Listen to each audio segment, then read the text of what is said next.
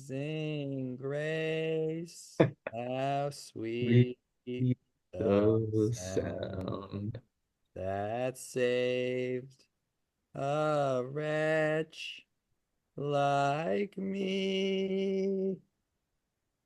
I once was lost, but now am found. Was blind, but now I see. Dearly beloved, we are gathered here today to mourn the dropping of an institution in this league by the name of Terrace Marshall. He was drafted at 109 in the league's first ever rookie draft, broke 10 points 4 times in his highly decorated career. And I think we all will remember that one touchdown he scored that one time in 2022. He is survived by his ex owner, me, and in all of our hearts. How could you Wow, forget that one that touchdown? was a That good touchdown. like that is such a where were you moment. I know exactly where I was. Yeah.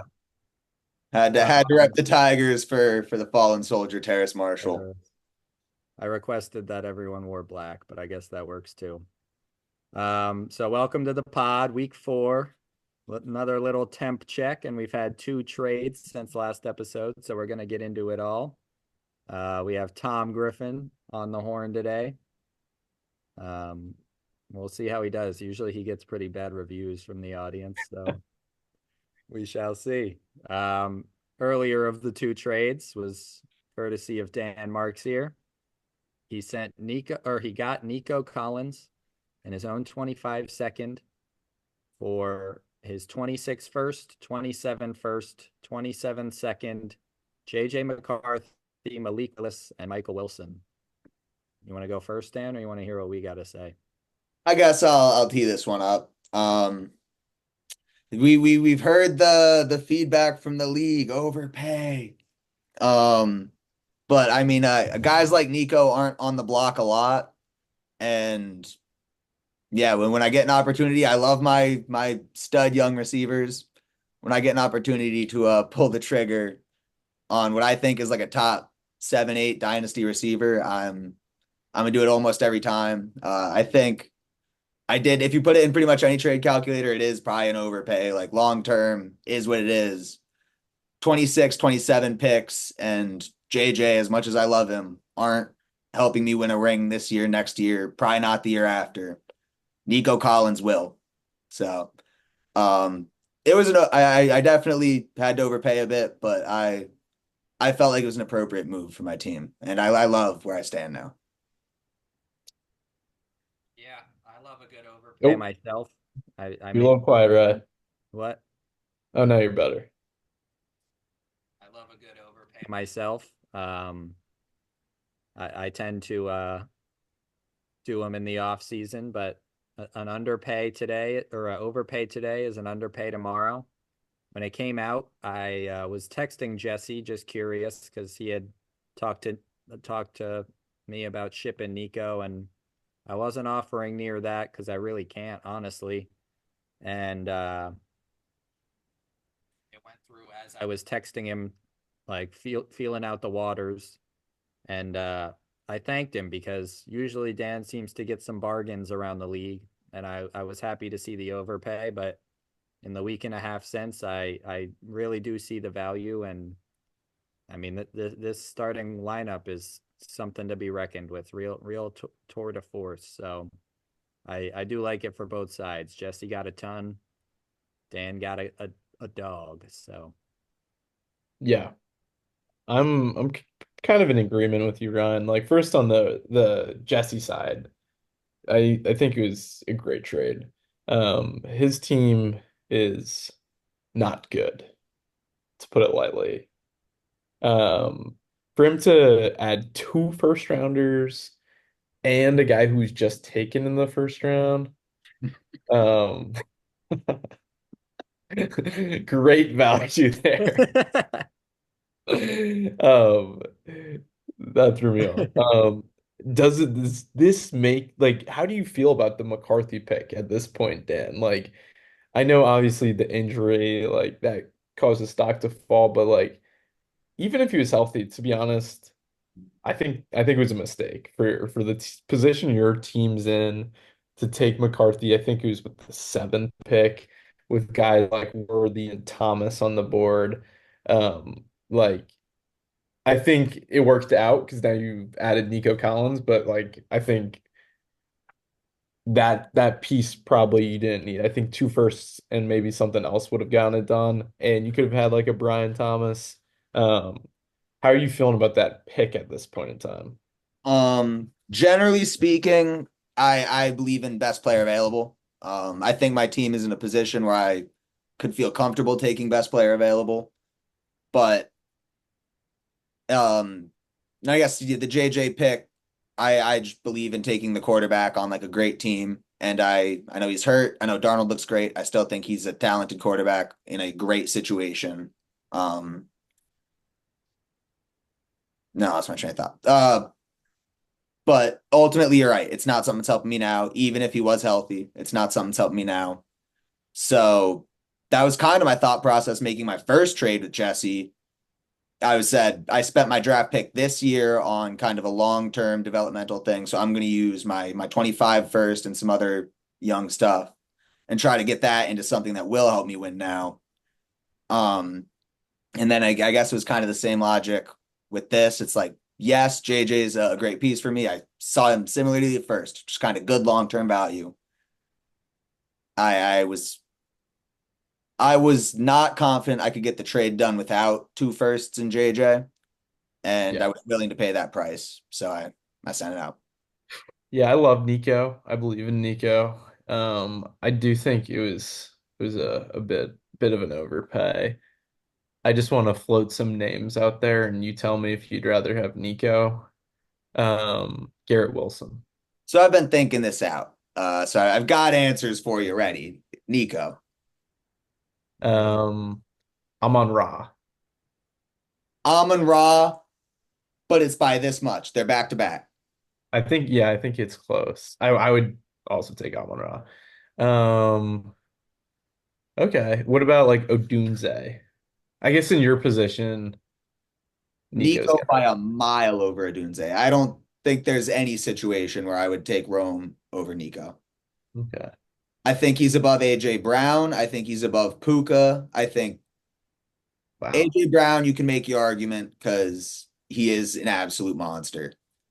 But I mean, Nico is a lot younger. Nico's tied to Stroud. Like, I just feel like for this next 3, 4, 5 year window, Nico is in as good of a position as anybody except for the guys we haven't talked about. Marv, Neighbors, Jamar, maybe Amon Ra.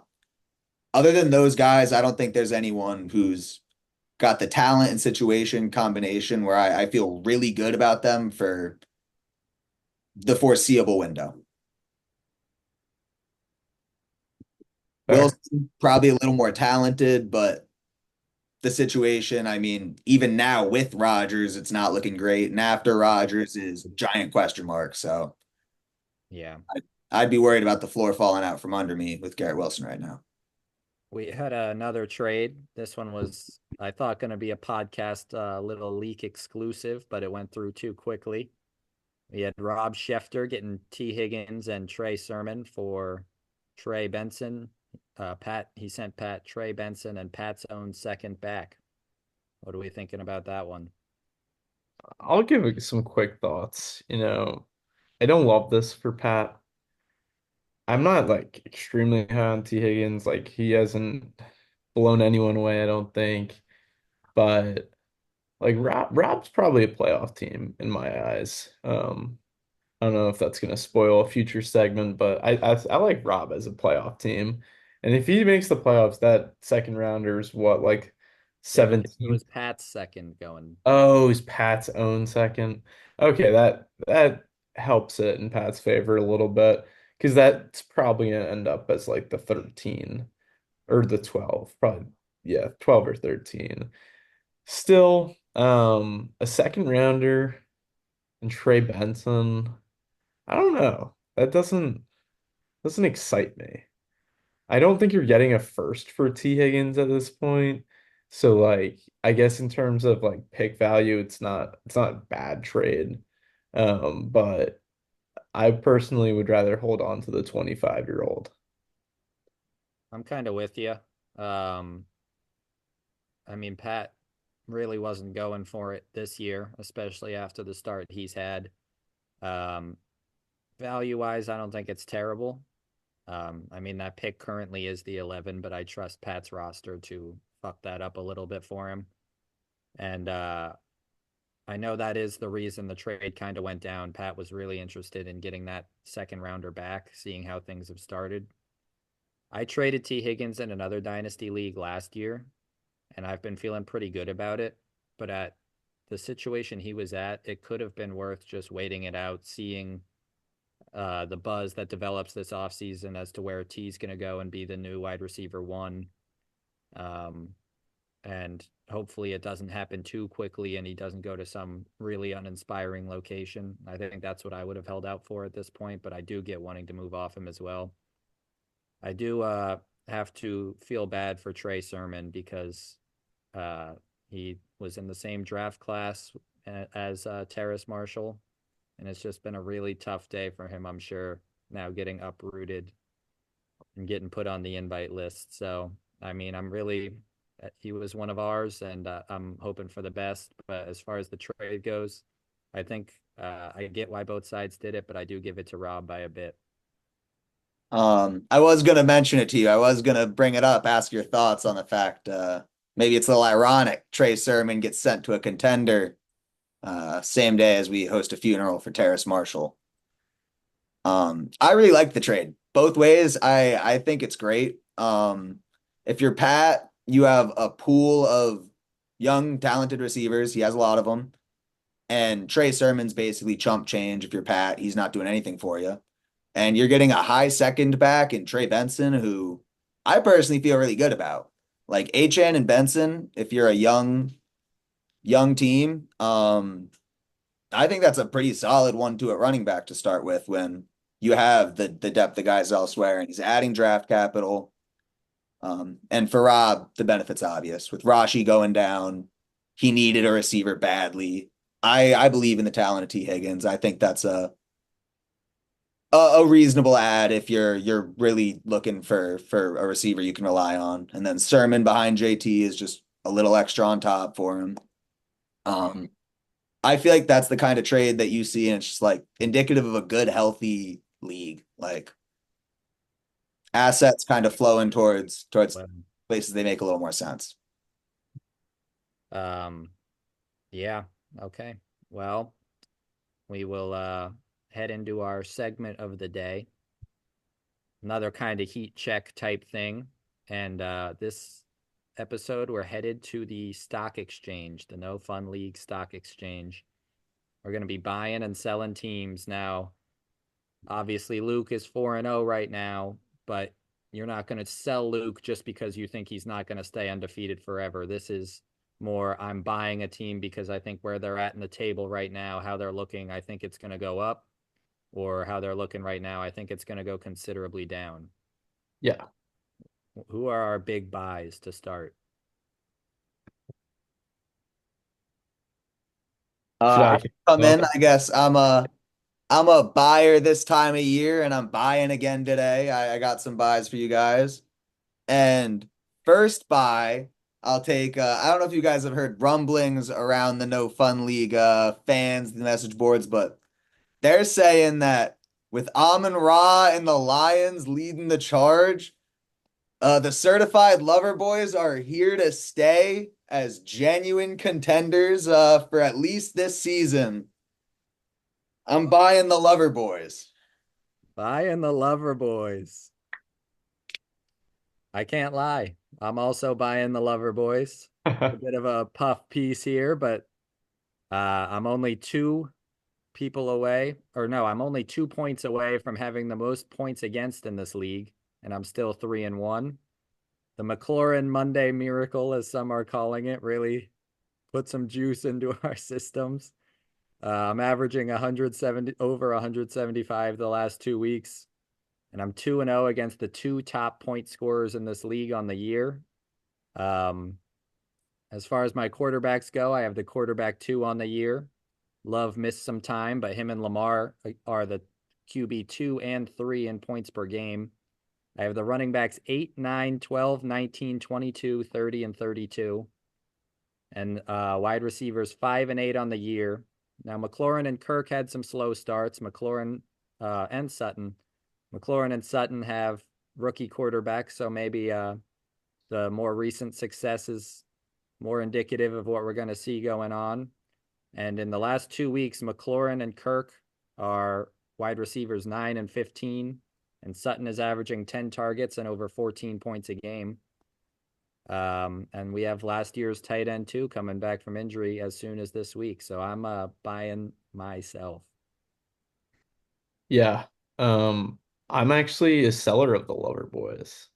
Wow. To play a little devil's advocate, but it's not that I don't like the team. I don't think you're a contender.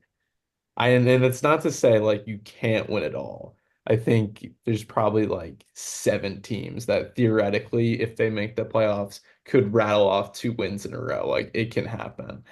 If I stack your team up against Dan's team or Nico's team, like I know you just beat the two. I'm not gonna say you can't beat them on any given week. I just like feel so much more comfortable betting on their teams with their wide receiver firepower. And Nico's team, honestly, like to segue into my first buy, um, it's got to be Nico. This team is like one of the best dynasty teams I've ever seen. With the early breakout of Neighbors, who is like what a top 3 wide receiver on the year right now. Marvin Harrison looks like he'll be a top 12 play every week. Garrett Wilson's been slow, but like just the cherry on top for me is having Brees Hall, Bijan Robinson, and Jordan Mason, who for the next like however The whole 6 weeks. year. What'd you say? Could be the whole year. Would be the whole year is going to be an RB1 play every week. And then you got Stroud, who hasn't been great, and Caleb. I guess if I was Nico, I would be looking at adding like some sort of top end quarterback if possible, because his quarterback play hasn't been excellent. And I'm not gonna say I don't like your team, Ryan. There's a lot to like. I love the Lions boys. I don't think you stack up with Dan and Nico. Okay. I mean, if you don't think we can take this whole thing with ease, then don't buy, Tom. You're gonna be very sorry. Dan, are you do you have a buy or sell on Nico? I hadn't had it prepped, but I mean, I guess I've been buying Nico for a long time. I hyping up the team. I think he is what we thought he was. The running back room looks awesome. The quarterback room right off the rip might not be exactly what we thought, right? Stroud's fantasy value maybe a little less than his real life value. Caleb may be taking a little more time than we thought it would, but I mean, the running backs are stupid. The receivers are stupid. That's still really two very talented, very young quarterbacks. Um, for this season, I guess I'm holding. For a dynasty standpoint, I'm with Tom. It's a beast. That's funny because I'm selling Nico. And here's why. Obviously, the Jordan Mason revelation is something to account for, and I believe it's here to stay. This McCaffrey thing just seems to get worse and worse. So I'm already thinking about it like it's pretty much the whole year. Swift finally showed up. Who knows if that's here to stay? That's all well and good. But I want to play a little game. If I say, based on what you expected at the start of the season to what you've seen through 4 weeks, if this person is over or underperforming, I want some answers. Starting with Bijan Robinson. Slightly under, but still top 3 RB rest of season. Slightly under, but still top 3 RB rest of season. It's like the RB 13, 14, 15 right now. Brees Hall, Same answer. Same answer. also underperforming. Caleb Williams. Big time underperforming. Yeah, he's been bad. For Fantasy this year, I would not feel great Garrett Wilson, Underperforming. for performing. Devontae Adams, Not performing. uh, yeah. So even Marv, who obviously Dynasty still I would love to own, he's like the wide receiver 13 or something right now. Yeah, what, like one bad game? Wide receiver His one 13 with good game, he caught only 4 passes, and all of them were in the first quarter. So I'm not. Yeah, but that was kind of game script. He's been like really good after week one.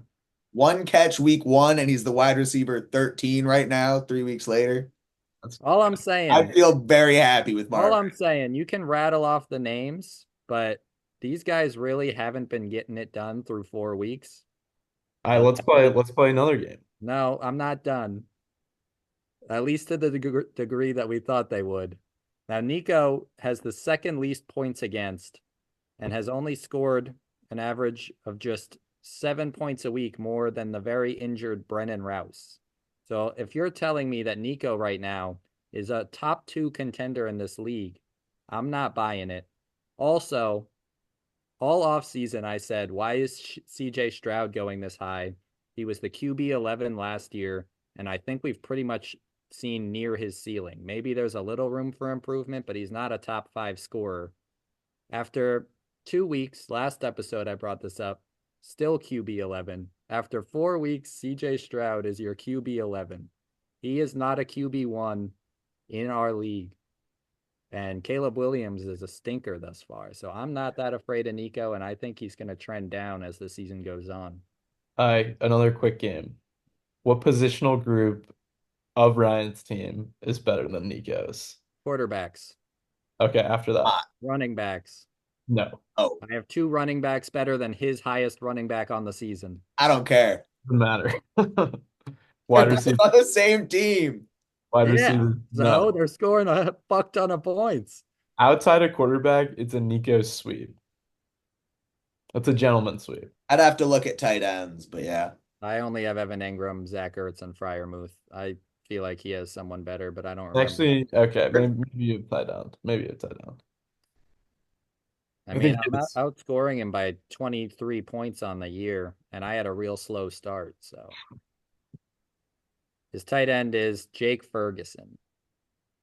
I know who finished higher last year, and it's Evan Ingram.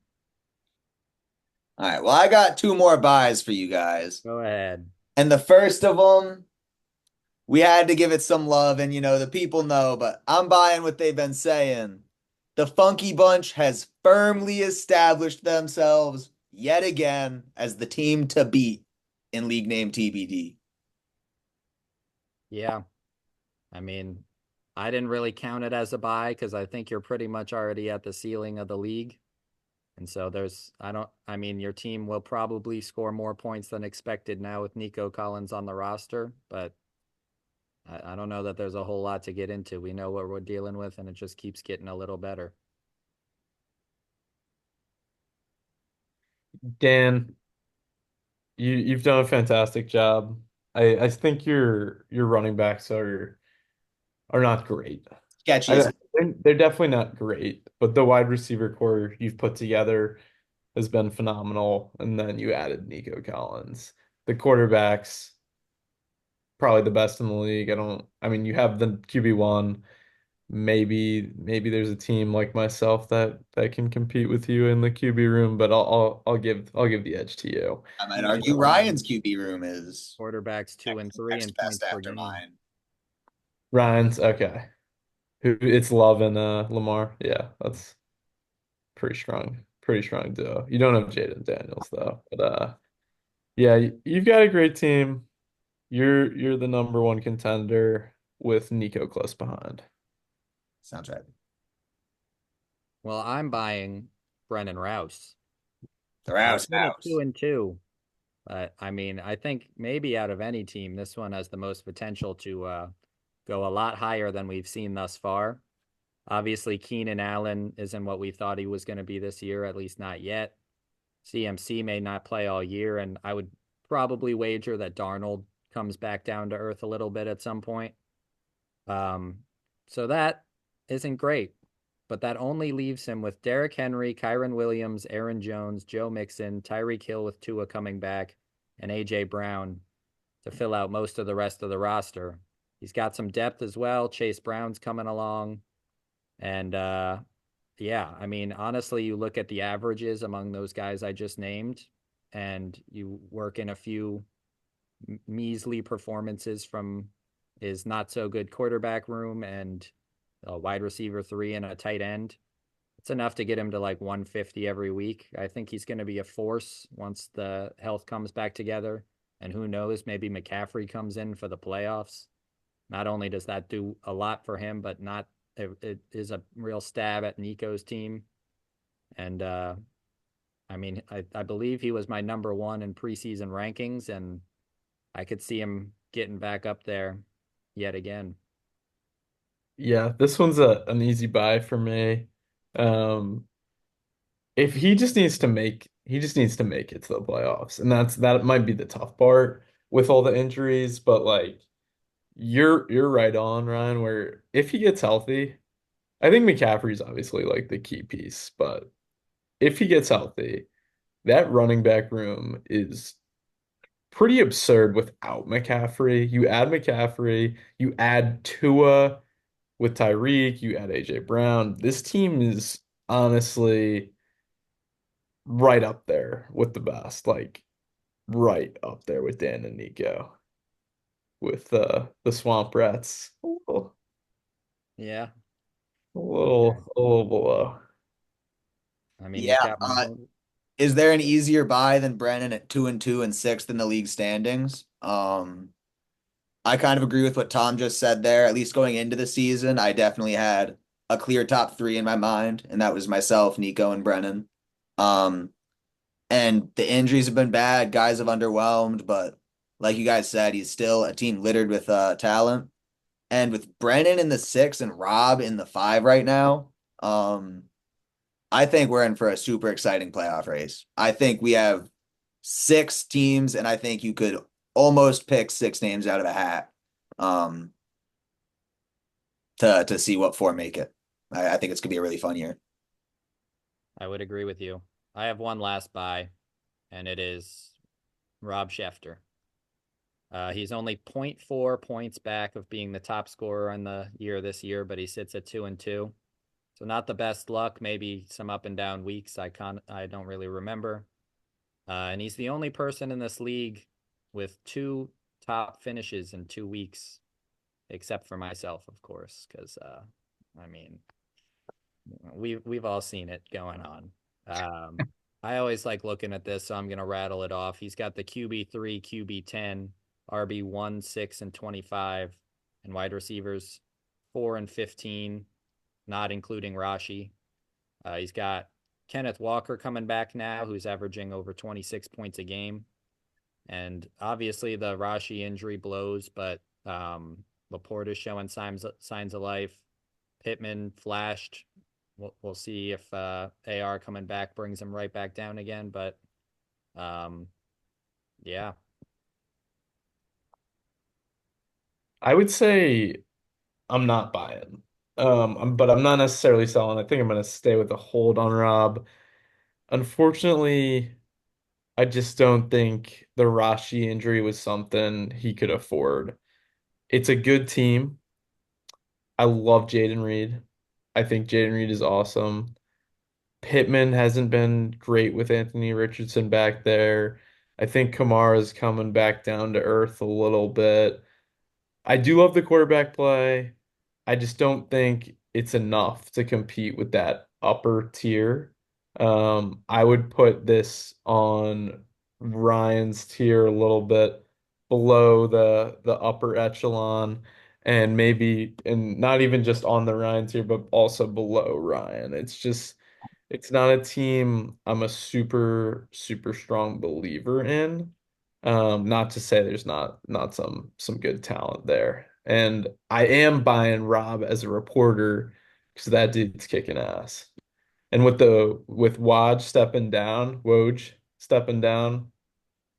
Rob's right there. Yeah. Rob Schefter is red hot. Shelly Swift's invite list is ice cold at the moment. Back-to-back losses. And I'll take that as a good time to buy. I'll hop in on Shelly Swift's invite list. Kind of similar reasons to Brennan. He's 2-2, not in the playoffs right now.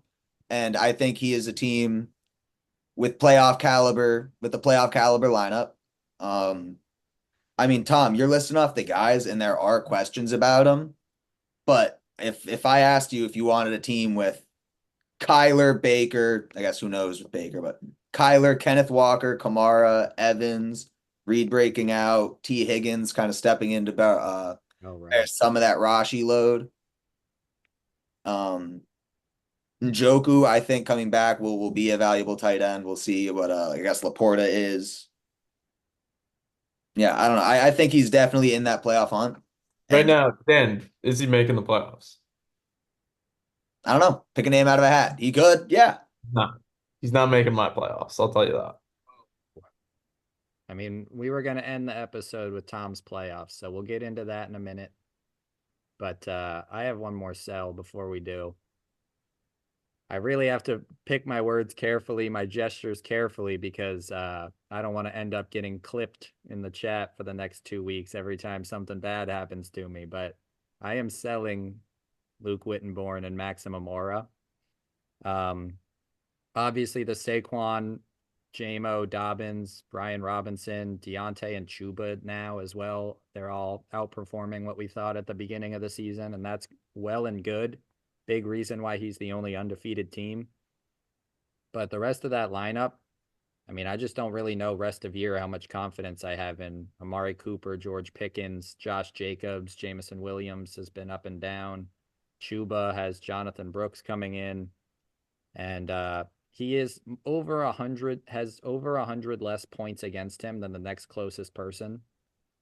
I think it's just been a bit of a cakewalk schedule. The teams he's faced have been a combined 3-13. And I honestly don't think he's making the playoffs. Cup and Pacheco coming back at some point, though it will not be for like another 4 or 6 weeks on either of them, will certainly help.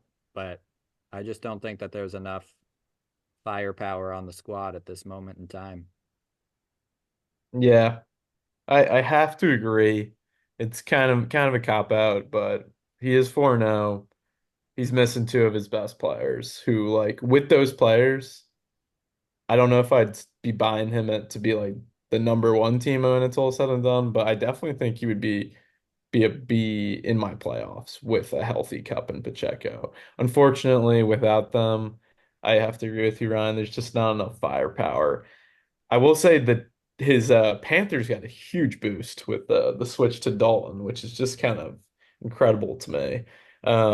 There's some talent here, and then Saquon's maybe the redraft number one pick at the moment if you're drafting him today. But I agree with you. This team just it doesn't have enough, and I think he's kind of holding on for dear life right now. Selling him as the one seed, buying him as a playoff contender. I mean, you can buy anyone as a To playoff. make the playoffs or contender to win the league? Contender to win the league. No way. He's one of the six. Everyone's a contender in Dan's eyes. He's a fucking joke. Jesse won last year, and last year I wouldn't have said Jesse's a contender. I'm Yeah, I know. Anyone can win. Anyone can win 2 straight games in a row. learning from my But like, mistakes. who deserves it? All right, well, Tom, I My guess. last buy Oh, is league name TBD. The trades are flowing. We're in the middle of another great season. I'm buying league name TBD, as the fans are saying, maybe one of the leagues in the pantheon of all-time fantasy leagues. That's just what they're wow. saying, but I'm buying Crazy. My last sell. it. Patrick Moore-Miles fantasy acumen. The Michael Penix trade will go down as one of the worst moves in fantasy football history. That is all I have to say. If it doesn't pan out, I think the GM's head rolls. That's for sure. I agree. The owner needs to do something because damn. Damn.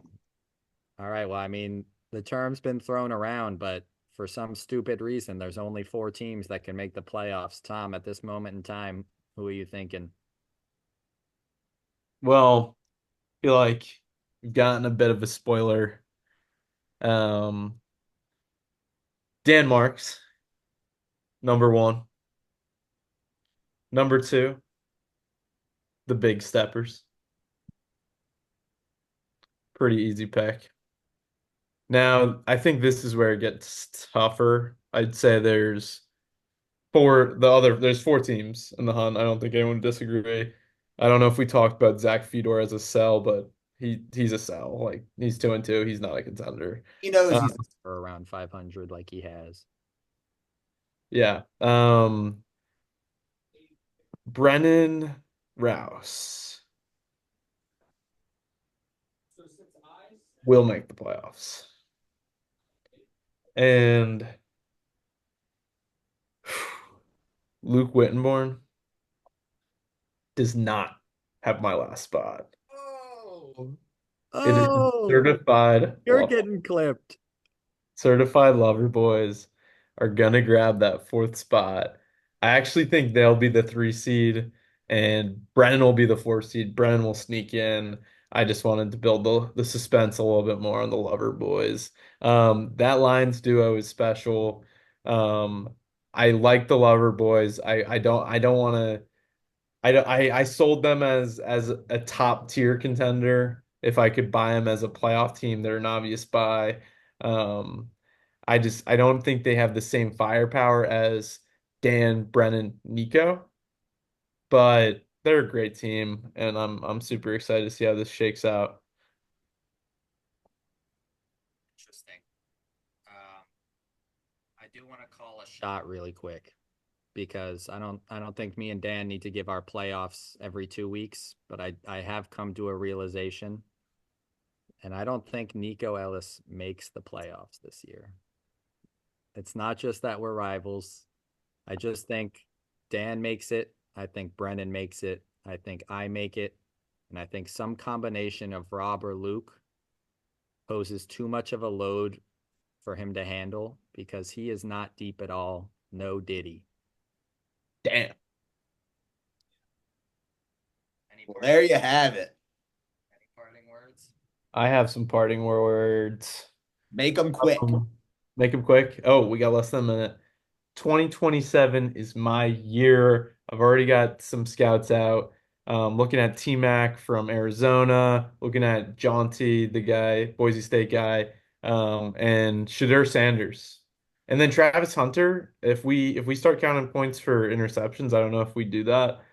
Travis Hunter will also be on the team, and yeah, we're gonna win it all. I See you in wanted 20. to make the Fresh Prince buy today. You should have. That would have been awesome. All right, well, there you go. We're gonna end it.